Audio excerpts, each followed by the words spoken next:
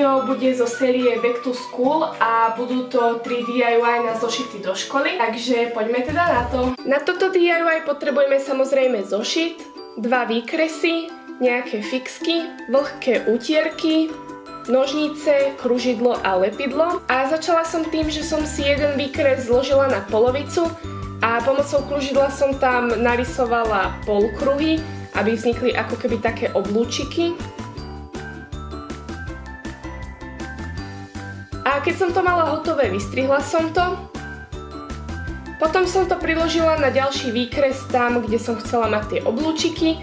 Zobrala som si vlhkú vreckovku a namalovala som na ňu takúto machulu. A potom som to už len teda potlačala po tom papieri.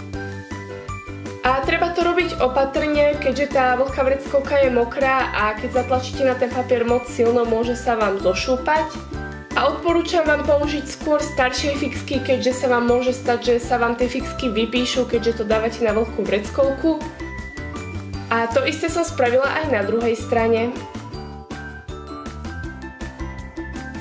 Potom som si hore spravila aj hlavičku, aby som si tam mohla napísať predmet. Následne som si zobrala čiernu fixku a poobťahovala som tie oblúčiky.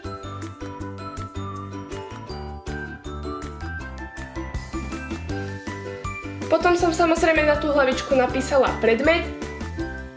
A keďže mi tá biela časť prišla dosť taká nudná, tak som sa rozhodla, že tam spravím aj takéto čierne bodky. A potom som to samozrejme ešte prilepila na zošit.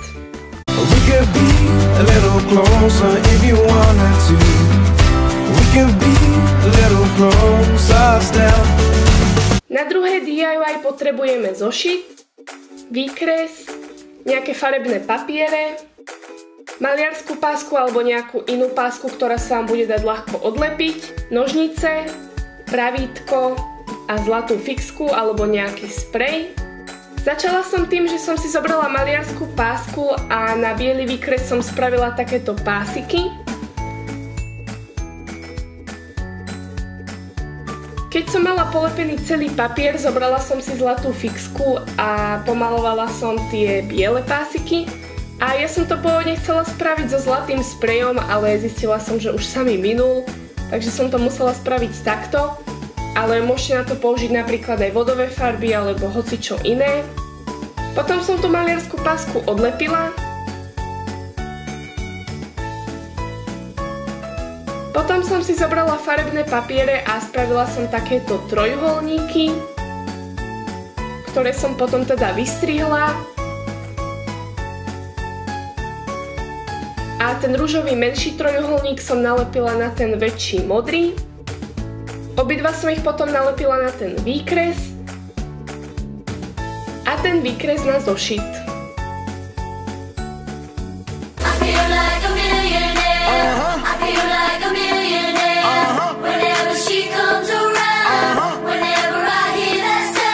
No a na posledné DIY potrebujeme zošit, výkres, vodové farby, nejaké štetce a čiernu fixku. A na čistý výkres som začala malovať takéto ružové pásy približne do polovičky výkresu. A to má byť teda tá červená časť melóna. Pod tú ružovú časť som namalovala trochu bielej farby, aby to bol taký lepší prechod do tej zelenej a aby sa to teda aj tak lepšie rozpilo. No a následne som namalovala pod tú bielu zelenú farbu a na spodok som dala takú tmavšiu a to má byť teda tá kôra melónu.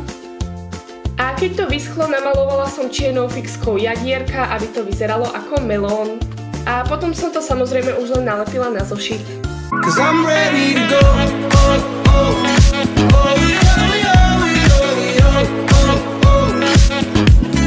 Takže to je z tohto videa všetko, ja dúfam, že sa vám páčilo a budem veľmi rada, ak niektoré z tých DIY vyskúšate a ak chcete, tak mi môžete poslať aj fotku na Instagram, na Facebook či na e-mail. A toto je pravdepodobne jediné Back to School video za tento rok, keďže už budem robiť skôr jesenné videá, ale tak dúfam, že ste si toto video užili a vidíme sa teda pri ďalšom videu.